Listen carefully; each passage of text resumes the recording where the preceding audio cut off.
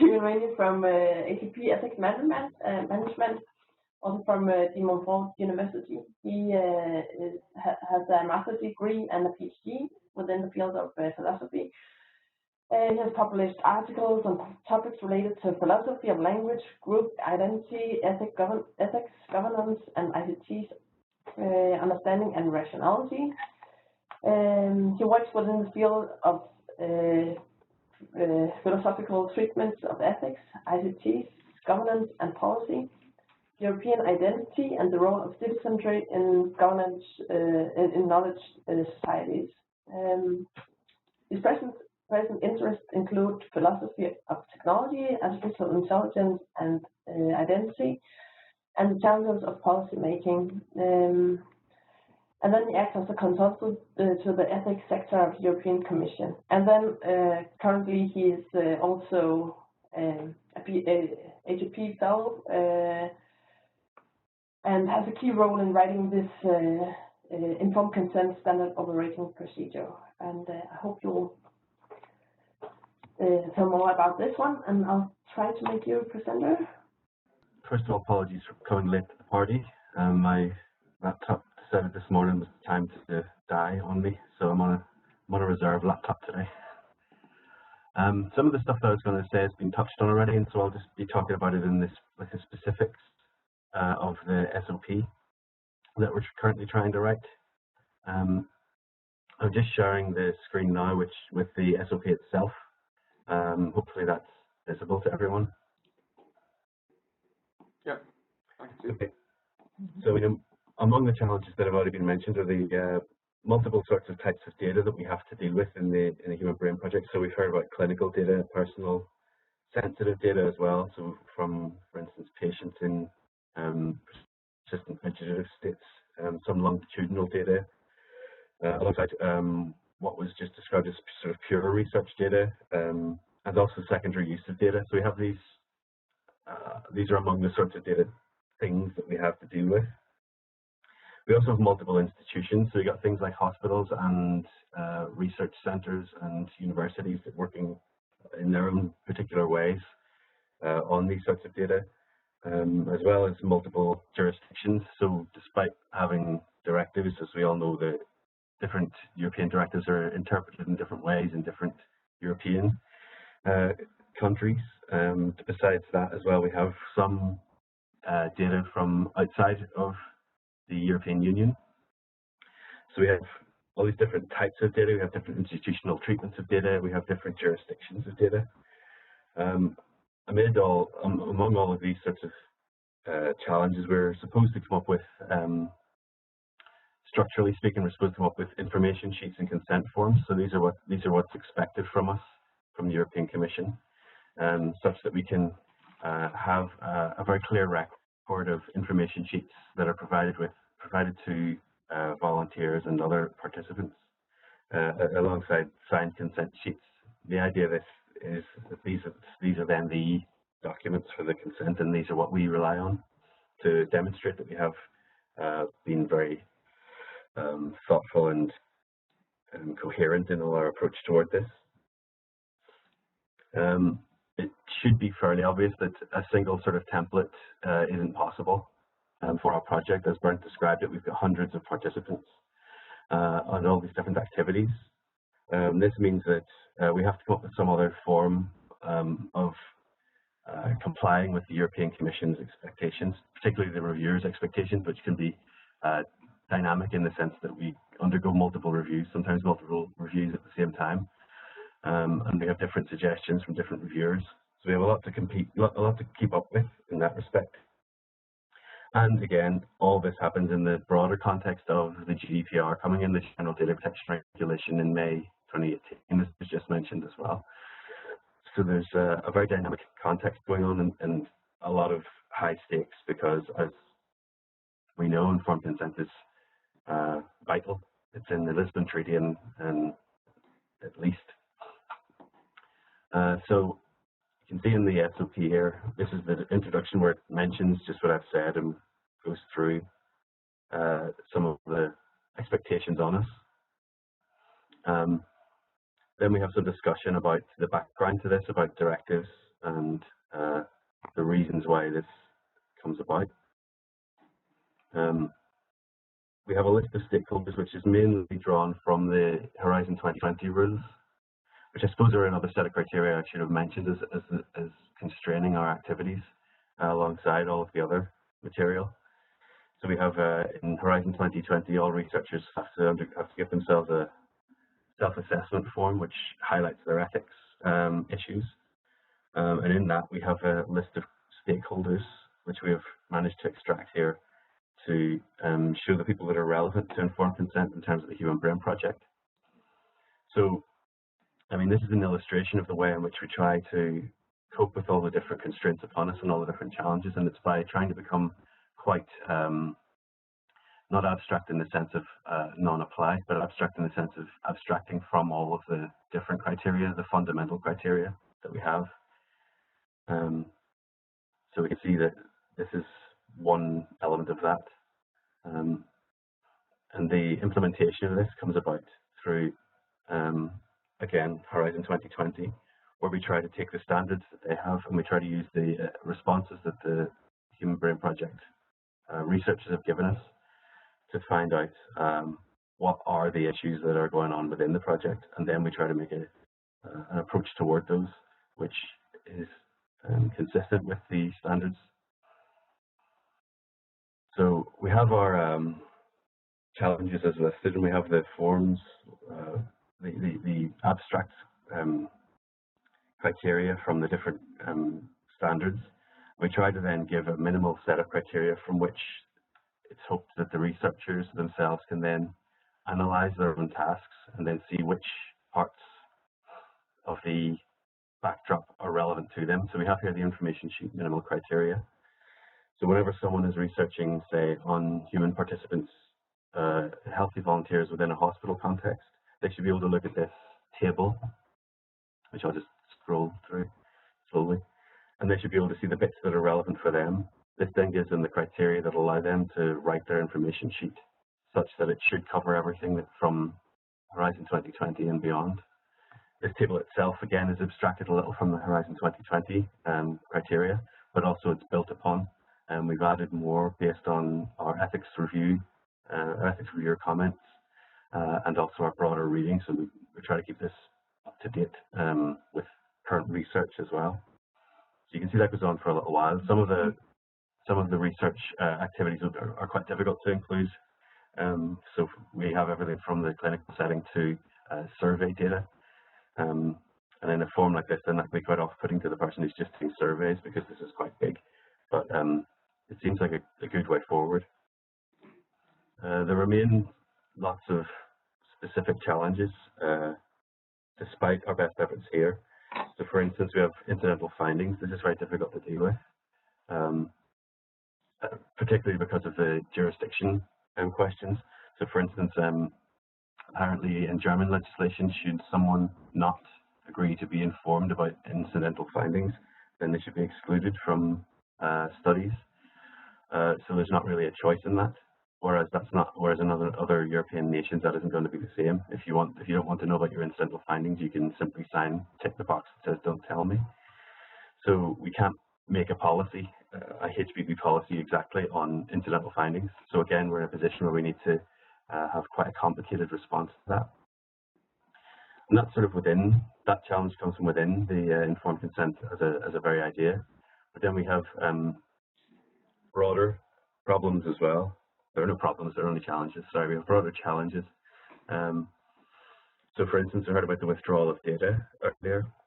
This is a very, very tricky concept for HBP to deal with because we're using lots of federated data, there's lots of secondary use of data, lots of data sets being combined in different ways, sometimes using algorithmic processes, which make it really quite challenging to imagine that one could ever remove someone's data from that.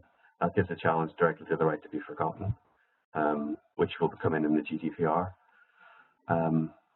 There's also the concept of broad consent that was mentioned earlier.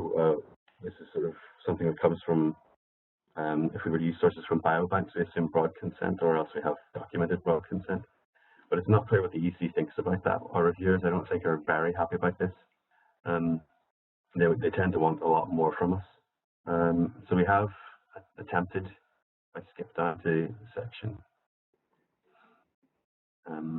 we've attempted to make a kind of dynamic consent, which has been broadly accepted so far in the review of this document by our researchers. The idea being that we have the informed consent forms. We basically implemented the kind of relationship that was mentioned in the presentation earlier, which allows a kind of a dialogical approach. And this is something that was first, in terms of the European Commission, it came out in the FP7 regulations, where it was held up as an ideal. This would be an ideal form of consent. So we've tried to include it here with the idea that the researchers, where possible, will provide a kind of statement on how informed consent as a continuing dialogue has happened, or they'll provide a statement to say that it hasn't been possible or it hasn't been desirable. So as I say, this in principle hasn't met any particular resistance yet. I think people can see that it's a good idea, but it remains to be seen just how that's going to work, especially in the context, as I just mentioned, of data that is federated and comes at us quite complicatedly. But overall, the idea then has been here that we are constrained in various directions such that we can't prescribe a single format for informed consent. And so we've tried to mine the regulations and the standards and the research to come up with minimal criteria that the researchers can then tailor to their own research activities. And then we can assess that and store those. So we have a uniform, we can excuse me. So we have a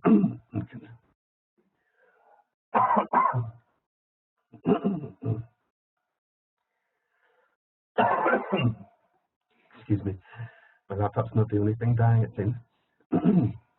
So we have a consistency of informed consent, but not a uniformity. I think that's my 10 minutes. I think you don't sound very good there. Okay, well, thank you very much, Stephen. And I'd like to draw a link between Søren's talk and yours, coming back to this question of dynamic informed consent. So we're proposing that this is something that the HBP researchers should look at. But I was wondering, Søren, are you aware of places where this is actually happening? So is there a precedent? Are there other people who've done this? Well, JNK's group in Oxford has implemented it in some. They're also developing a system that can do it, and it's been. There is a current European cost action on, well, primarily on epigenetics, but which is trying to implement something like dynamic informed consent as a model. But I don't think it has been tried yet in any large-scale research projects. Because it strikes me that if you try to do this on the scale that we're having in the HBP, it would be potentially enormously complex. You will have hundreds, if not thousands, of data subjects from various jurisdictions in various stages of their life. Some of them will die during the course of the study. And then, of course, there are various uses of the data. A piece of data will go into the system, will then be analyzed by different research groups for different purposes. So it just strikes me that the complexity of the whole thing is enormous. And I'm just wondering whether that, anybody's tried to put this in practice. Yeah, I would agree that the complexity is enormous, but on the other hand, the very same ITC developments which make something like the Human Brain Project possible also makes it possible to run a relational database of this complexity. Now, compared to many other things, of course, it's not really that complex. So it's possible. It would be possible to do, but I think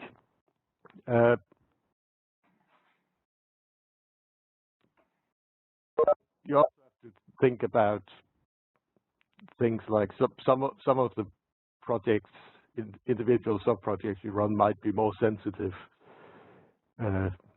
or controversial than others, and may need sort of closer scrutiny of the informed consent and sort of stakeholder participation than other parts of it which are uncontroversial. Yeah. Okay, thank you. Maybe I have a question. Daniela speaking. I was listening to your proposal. I mean, maybe it's a question we should discuss after my presentation, but I was looking at your proposal of dynamic consent, and I was thinking about the kind of data that we are collecting for the platform, and we are also collecting data that are available yet in our records. So we are doing a sort of retroactive study.